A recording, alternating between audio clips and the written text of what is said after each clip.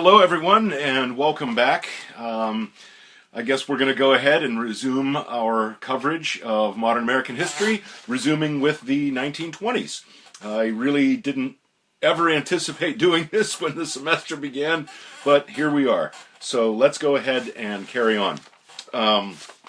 What I would like to do is tailor this around several key ideas. We're going to be talking about sort of the leftover, hangover effects of the war and the aftermath.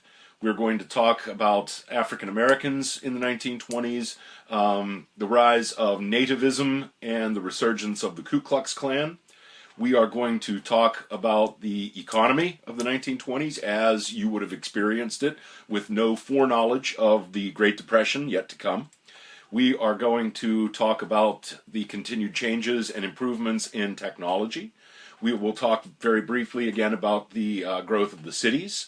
We will also discuss the cultural changes going on in the country at the time, the so-called new culture versus traditionalists.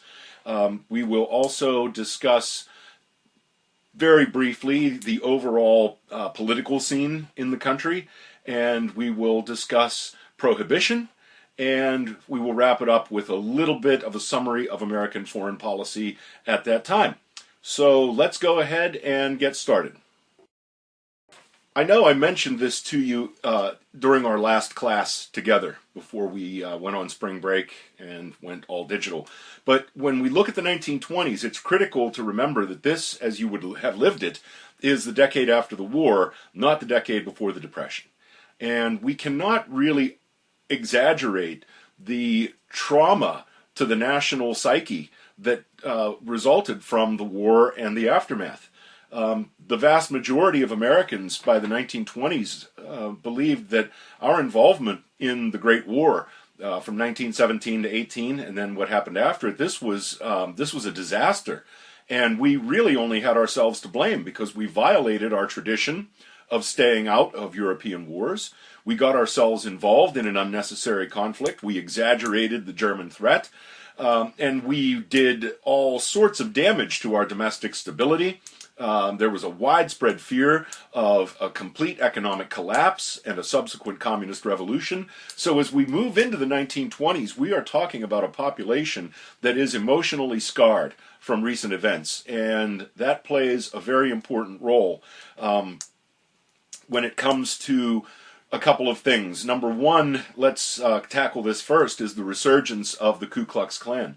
The last time we ran into them was in the post-Civil War South, and they were the defenders of the former Confederacy, the attempt to bring as much of the Old South back as they possibly could. And the Klan began a resurgence in the late 19-teens, right around the time we were getting involved in the war. And by the 1920s, this organization had resurged itself, and it was nationwide. And we have to ask ourselves a question: why is it that the Klan, that was restricted to the South after the Civil War, why is it spreading nationwide? And I think the key here, again, is this widespread national trauma that came out of the war and the aftermath. People were frightened. They were very frightened about a communist revolution. They were frightened about instability. People wanted to return to what they considered to be normal times. And the Ku Klux Klan, very cleverly, was able to play on this emotion and this fear. And they portrayed themselves as the ultimate safety valve, if you will, that can save the country. If you look at the pictures of the Klan, and I have some of them in the PowerPoint presentation, if you look at those photographs, you don't see the Confederate flag anymore. Very prominent now is the American flag, because they are portraying themselves as the saviors of the country. And in the early 1920s, people were so scared, they were ready to listen in many cases. And this organization gained popularity north, south, east, and west. And it was a very powerful organization at this time period. Not only did they go after their traditional target, African Americans, they enlarged and widened their target list to include anyone that they did not consider 100% American. They might discriminate or find you to be a problem based on your religion. the country was overwhelmingly Protestant Christian. The Klan, definitely of that flavor, and they viewed Catholics, for example, and Jews, for example, as essentially almost an enemy within. Anyone who had so-called radical political beliefs, say the socialists, would have been on the hit list. And so not only is the new version of the Klan nationwide, it also has a much wider hit list of targets. And interestingly enough, we tend to think of Klansmen as, very uneducated, backwoods Bubba kind of people. And we also tend to think of them overwhelmingly as men. And in the 1920s, with the resurgence of the KKK, we find a wide variety of people involved in this. Business owners, educated people, the middle class, women. This organization had achieved a level of power that it had never achieved in the post-Civil War time period. And again, the fuel that was behind this was all of the trauma left over from the war. As that trauma began to fade by the middle and late 1920s, so did the power of the Ku Klux Klan. But it's important to note, even though they might have faded, they did not go away.